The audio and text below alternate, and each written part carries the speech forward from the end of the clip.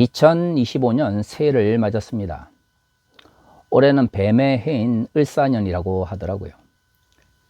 2024년을 돌이켜보면 정말로 많은 일들이 있었던 것 같습니다. 한강 작가의 노벨상 수상이라고 하는 기쁜 소식도 있었지만 12.3 내란 사태와 제주항공 사태에 이르기까지 너무나 비극적인 일들도 많았던 것 같습니다. 2025년은 믿음 안에서 하나님께서 우리 모든 대한민국의 국민들에게 좋은 일들 그리고 기쁜 일들만 내려주셨으면 하는 소망을 다시 한번 가져봅니다. 하지만 이것은 어디까지나 소망일 뿐 또한 우리는 알고 있습니다. 올 한 해를 살아가면서 우리는 또한 많은 기쁜 일들과 또한 많은 슬픈 일들을 만날 것이라는 것을 말이죠. 어쩌면 인간의 삶이라고 하는 것은 그 기쁨과 슬픔의 교차 속에서 이루어지는 것인지도 모릅니다. 하지만 우리가 하나님의 나라를 꿈꾸며 우리의 삶의 가치 혹은 삶의 목적을 새롭게 정립하는 이유는 우리가 살아가는 세상 속에서 어쩌면 슬픈 일들이 기쁜 일들보다 더 많다라고 생각하기 때문인지도 모릅니다. 그렇기 때문에 그리스도인들은 기쁜 일에 대해서 하나님께 감사하는 삶도 잊지 말아야 하지만 고난과 어려움 속에서 믿음으로 이것을 어떻게 이겨나갈 것인지에 대해서 분명한 생각을 가지고 있어야 하는 것이죠. 저는 사회적 참사나 국가적 위기에 대해서도 신앙적 측면에서 정립할 수 있어야 된다고 생각합니다. 왜냐하면 우리는 두 발을 이 땅 위에 디디고 살아가는 사람들이기 때문입니다. 우리의 가치는 하나님 나라의 가치를 추구할지 모르겠지만 그러나 그 가치가 이루어지는 곳은 저 하늘이 아니라 이 땅 위인 것이죠. 그렇기 때문에 이 불의와 죄악이 넘쳐나는 세상 속에서 어떻게 하나님 나라의 가치를 이루어 나아갈 것인지에 대해서 그리스도인들은 반드시 깊이 있는 성찰이 필요한 것이죠. 하지만 안타깝게도 2024년 한국교회에서는 이러한 깊이 있는 성찰을 발견하기가 쉽지 않았습니다. 특히 한국교회의 주를 형성하고 있는 근본주의 교회들 혹은 보수적인 교회들은 이러한 사회적 삶에 대한 깊이 있는 성찰보다는 맹목적이면서 혹은 이데올로기적 지향을 더욱더 많이 드러냈던 것이라고 생각합니다. 20세기 들어서 한국교회가 몰락의 길을 걸어가고 있고 양적 측면에서도 급속하게 수축되고 있는 모습들은 이러한 사회적 삶 혹은 이 땅 위에서의 삶에 대한 깊이 있는 성찰이 제대로 이루어지지 않았기 때문인지도 모릅니다. 사실 이러한 문제는 2024년 12.3 내란을 통해서 발생하였던 한국 사회의 거대한 변화에 대해서 한국교회가 어떻게 대처했는지를 살펴보면 금방 알 수 있습니다. 12.3 내란 사태와 윤석열 대통령에 대한 탄핵 사태에 이르기까지 12월 한 달 동안 정말로 급박하게 많은 일들이 일어났던 것이죠. 또한 이번 주에는 윤석열 대통령에 대한 체포와 수색영장이 발부되고 집행되면서 정말로 한국 사회가 거대한 변화와 전환기를 맞이했다는 것을 직접 경험할 수 있었습니다. 하지만 이러한 급변하는 사회적 환경 속에서 한국교회는 어떤 대처를 해왔을까요?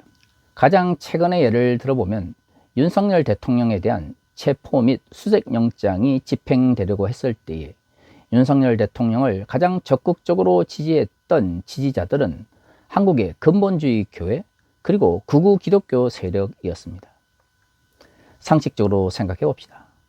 자신의 권력을 그리고 자신의 잘못을 덮기 위해서 내란을 일으킨 사람을 하나님의 이름으로 지지하고 나선 이들을 우리는 과연 정상적인 생각을 한다라고 볼 수 있겠습니까?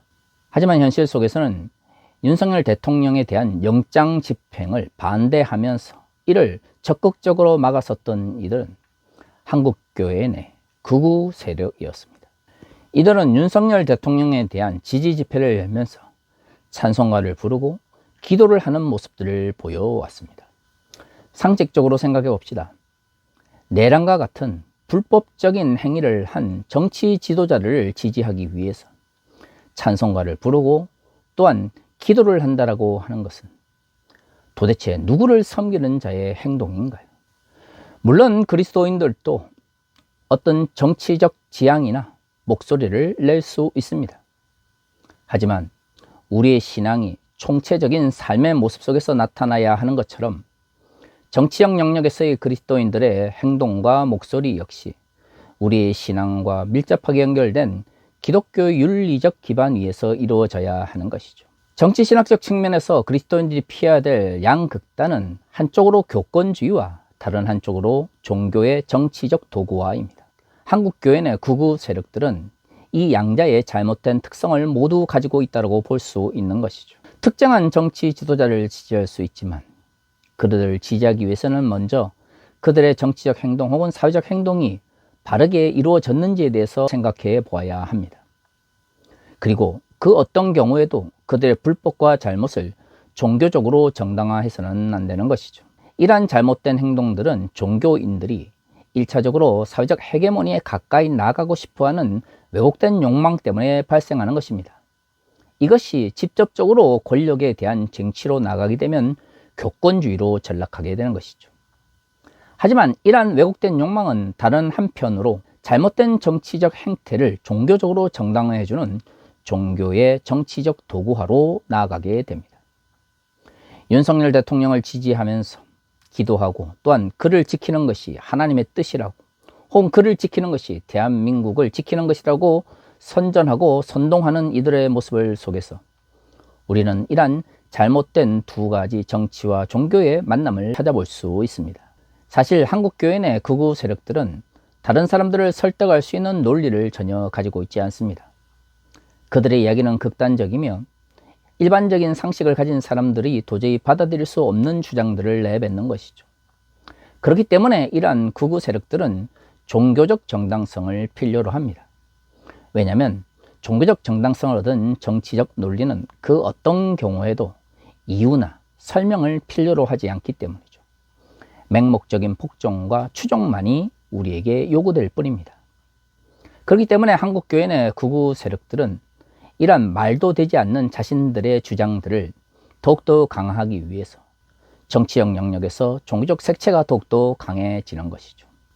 하지만 자신이 주장하는 정치적 이데올로기를 위해서 하나님의 말씀을 혹은 종교를 도구화하는 이러한 행동들을 통해서 과연 기독교적 의미의 믿음을 가진 사람들이라고 말할 수 있을까요? 결코 그럴 수 없습니다. 한국 교회 내 극우 세력을 결코 그리스도인이나 기독교인이라고 부를 수 없는 이유가 바로 여기에 있는 것이죠. 그들의 목적은 종교적 가치나 하나님 나라의 가치가 아닙니다. 사회적 헤게모니나 정치 권력 혹은 정치적 영향력을 확대하는 것이 그들의 목적인 것이죠. 이를 위해서 종교는 그저 하나의 도구로 사용될 뿐입니다. 이러한 사람들까지도 그리스도인이다, 기독교인이다, 교인이다 라고 말을 해버리면 사실 이 땅 위에서 하나님의 백성으로서 살아가는 그리스도인들이나 기독교인들을 규정할 수 없게 되는 것이죠. 정치 지도자나 자신이 속해 있는 정치 집단이 하나님의 자리에 앉아 있음에도 불구하고 그것을 종교적 이름으로 정당화한다면 그것은 바로 우상 숭배를 하나님의 말씀으로 정당화하는 것과 결코 다를 바가 없습니다. 하지만 안타깝게도 한국 교회가 왜곡된 길로 나가고 있는 현실 속에서 이러한 한국 교회 내 극우 세력들은 하나님의 이름으로 정당화되고 있는 것이죠. 그들은 우상을 섬기는 것이며 정치를 하나님과 같은 위치에 놓는 잘못된 삶의 가치를 주장하고 있음에도 불구하고 그리스도인의 이름으로 혹은 기독교인이라고 불려지면서 종교적 정당성을 확대하고 있습니다. 한국 사회가 많이 민주화되고 또한 한국의 민주주의가 많이 발전했다고 하지만 아직도 한국 민주주의는 87년 체제 이후 역사적으로 그렇게 오래되지 않았습니다. 그러다 보니 아직도 나가야 할 길이 많이 남아 있는 것이죠. 하지만 오늘날 한국의 극우 기독교 세력은 여전히 한국 민주주의의 발전을 가로막고 있는 가장 거대한 걸림돌로 작용하고 있습니다. 그렇기 때문에 정치적 영역이든 사회적 영역이든 하나님 나라의 가치를 실천하기를 원하는 이들에게는 이러한 잘못된 가치와 또한 우상화에 맞서 싸워야 되는 의무와 사명이 주어져 있는 것이죠. 문제는 이러한 사명을 실천해 나가는 것이 결코 쉬운 일이 아니라고 하는 것입니다. 하지만 한편으로는 이것은 2000년 전 예수 그리스도를 처음 따랐던 그리스도인들에게도 동일한 문제로 다가왔던 것입니다. 오늘 우리가 읽은 본문의 말씀은 야고보서 1장 1절에서 4절까지인데요. 우리가 잘 알고 있는 것처럼 야고보서는 그리스도인의 실천적 삶을 가장 많이 강조하고 있는 말씀입니다. 그리고 그 말씀을 시작하면서 야고보서 1장 1절에서 4절은 이렇게 이야기하고 있죠. 하나님과 주 예수 그리스도의 종 야고보는 흩어져 있는 12지파에게 문안하노라. 내 형제들아, 너희가 여러 가지 시험을 당하거든 온전히 기쁘게 여기라. 이는 너희 믿음의 시련이 인내를 만들어내는 줄 너희가 알미라. 인내를 온전히 이루라. 이는 너희로 온전하고 구비하여 조금도 부족함이 없게 하려 함이라. 야고보서 1장은 2절에서처럼 시작하면서부터 고난을 겪고 있는 그리스도인들에 대한 권면의 말씀으로 시작합니다. 그런데 고난을 겪고 있는 그리스도인들에게 권면을 시작하면서 야고보서는 먼저 인내에 대해서 이야기하고 있는 것이죠. 그리스도인이 이 땅을 살아가면서 하나님의 뜻을 이루려고 노력을 하지만 현실은 불법과 불의가 가득 차 있습니다. 과거 한국에서 흔히 이야기했던 것처럼 세상이 악한 것이죠. 악한 세상 속에서 혹은 어두운 세상 속에서 소금과 빛의 역할을 감당하려고 하거나 하나님 나라의 가치를 실천하려고 하는 이들에게는 고난과 어려움이 닥칠 수밖에 없습니다. 바로 이때에 그리스도인들에게 필요한 것은 하나님께 주시는 막강한 능력과 권능이 아니라 믿음을 통해서 얻게 되는 인내의 힘인 것이죠. 왜 야고보서는 실천적 삶의 문제를 강조하면서 가장 먼저 인내에 대해서 이야기할까요? 그렇습니다. 우리가 잘못된 세상 속에서, 불의한 세상 속에서 싸워나간다고 하더라도 당장 그 문제들이 해결되는 것은 아니기 때문입니다. 한 번 싸우고 두 번 싸워서 불의와 불법이 사라지고 어두운 세상이 밝아진다면 그 어떤 그리스도인들도 자신이 지금 겪고 있는 작은 어려움에 대해서 힘들어하거나 넘어지지 않을 것입니다. 그리스도인들이 하나님의 뜻을 따라 살아가려고 하지만 너무 쉽게 넘어지거나 또한 너무 쉽게 좌절하는 이유가 무엇입니까? 아무리 노력하고 아무리 달려가도 당장 우리가 살아가는 세상이 그렇게 쉽게 변하는 것처럼 여겨지지 않기 때문입니다. 바로 그때에 필요한 것이 무엇일까요? 지금 당장은 아니라 할지라도 하나님의 때에 하나님의 방식대로 하나님의 정의와 공의가 이 땅 위에 실현되어지고 이루어질 것이라고 하는 믿음인 것이죠. 그 믿음을 갖기 위해서, 그 믿음을 유지하기 위해서 필요한 것이 무엇입니까? 바로 인내입니다. 과거 한국교회에서 인내라고 하는 것은 잘못된 사회적 제도나 혹은 사회적 질서 속에서 그것에 타협하면서 그것을 외면하는 것을 이끄는 말로 잘못 사용되어졌습니다. 하지만 야고보서에서 말하고 있는 인내란 불의와 불법을 외면하면서 자신의 이익을 추구하는 것이거나 아니면 잘못에 머리 숙이면서 그저 입을 다무고 있는 것을 의미하는 것이 아닙니다. 만약 그러한 것이 성경이 말하고 있는 인내라면 4절에서 말하고 있는 것처럼 그러한 인내는 우리의 믿음을 더욱 완전하게 만들 수 없을 것입니다. 야고보서에서 말하고 있는, 오늘 본문에서 말하고 있는 인내라고 하는 것은 불의와 불법에 타협하지 않으면서 고난과 어려움을 겪음에도 불구하고 하나님 나라의 가치를 포기하지 않는 이들이 가져야 되는 인내를 말하고 있는 것이죠. 그렇기 때문에 그 인내는 우리의 믿음을 온전케 만드는 역할을 하는 것입니다. 사실 오늘 한국교회에서 믿음의 문제와 인내의 문제를 이야기할 때 이 두 개가 잘못 이해되어지고 있기 때문에 한국교회가 정치적 영역이나 사회적 영역에서 극우 기독교 세력의 온상이 되어져 버린 것입니다. 불법이나 불의가 무엇인지 생각하지 않고 자신이 따르고 자신이 믿고 싶어 하는 바를 가짜 뉴스든 아니면 선동의 도구임에도 생각하지 않고 따르는 현상들이 나타난 이유가 무엇입니까? 바로 불의와 불법의 문제에 대해서 그리스도인들이 외면하고 있기 때문입니다. 그러한 맹목적인 믿음이라고 하는 것은 잘못된 방향으로 마구 달려나가는데 힘을 줄지는 모르겠지만 그 어떤 경우에도 믿음을 성숙하게 만들거나 우리의 믿음을 온전하게 만드는 도구나 방향이 될 수가 없는 것이죠.